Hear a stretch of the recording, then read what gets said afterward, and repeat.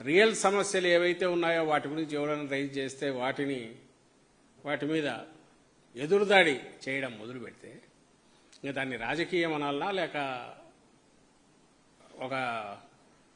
దాన్ని ఒక భయంకరమైన దాన్ని ఏమంటాము విషపూరితమైన దుర్మార్గపు దాన్ని అసాంఘిక వ్యవహారము కార్యకలాపనాలను అందరూ అర్థం చేసుకోవాలి. చంద్రబాబు నాయుడు ఉన్న పొజిషన్ తనకు ఇష్యూస్కు అడ్రస్ చేయాల్సింది పోనిచ్చి ఆయన ముఖ్యమంత్రిగా ఒక డైవర్షన్ పాలిటిక్స్లో పార్ట్గా ఏదైతే ముందు నుంచి మేము చెప్తున్నామో ఆయన వచ్చిన గత ఏడాదిన్నరగా మొదలుపెట్టిన దాంట్లో అడ్డగోలుగా ఓపెన్గా బరి తెగించి కళ్ళ ముందున్న నిజాన్ని కూడా అసత్యంగా అబద్ధంగా చూపించే దాంట్లో పరాకాష్ఠగా నిన్న మాట్లాడిన మాటల్లో మనకు కనపడతాయి. గత నెల రోజులుగా తీసుకుంటూనే వరుసగా రోజు రోడ్డు ఎక్కుతున్న వివిధ సెక్షన్స్ పబ్లిక్లో నుంచి సమస్యల మీద వాళ్ళు ఫిజికలీ ఛాలెంజ్డ్ దివ్యాంగులు కావచ్చు,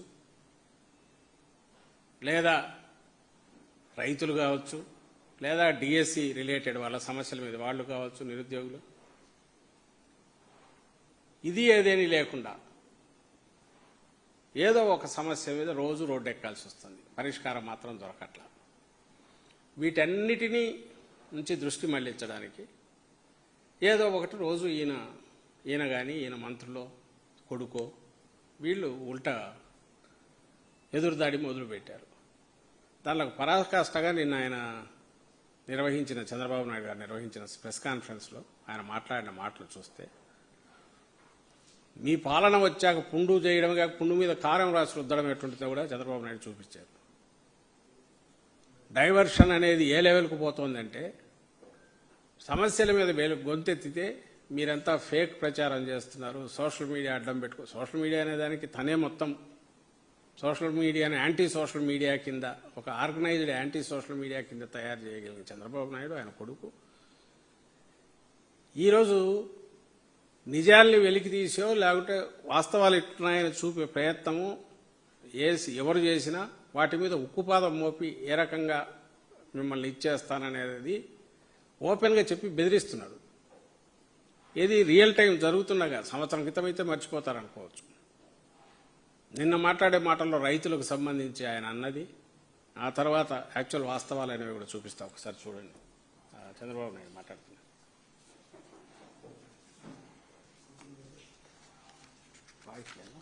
వాయిస్ లేదా మీ ఇష్టానుసారం అంటే ఏమనుకుంటున్నారు మీరు? సోషల్ మీడియా ఉందని మీ ఇష్టానుసారంగా వాగితే మీ సమాధానం వాళ్ళన్నిటికీ అలాంటి వాళ్ళని ఏం చేయాలనో పగడ్బందీగా ఆలోచిస్తాం. వాస్తవాలు రాసే వాళ్ళని వాళ్ళు ఏదైనా రాస్తే తప్పుంటే కరెక్ట్ చేసుకుంటాం. తప్పుడు వార్తలు రాస్తే మాత్రం కబద్దార్ జాగ్రత్తగా ఉండండి. మీరు వేయడం మీ ఫేక్ న్యూస్ అని పెట్టుకోవాలన్నా బుద్ధి జ్ఞానం లేదు మీకు? ఏమనుకుంటున్నారు మీరు? ప్రతిరోజు ఏదో ఒకటి పెట్టి ప్రజల అటెన్షన్ డైవర్ట్ చేసి కావాలని ఫేక్ న్యూస్ అంతా పెట్టే పరిస్థితికి వచ్చారు.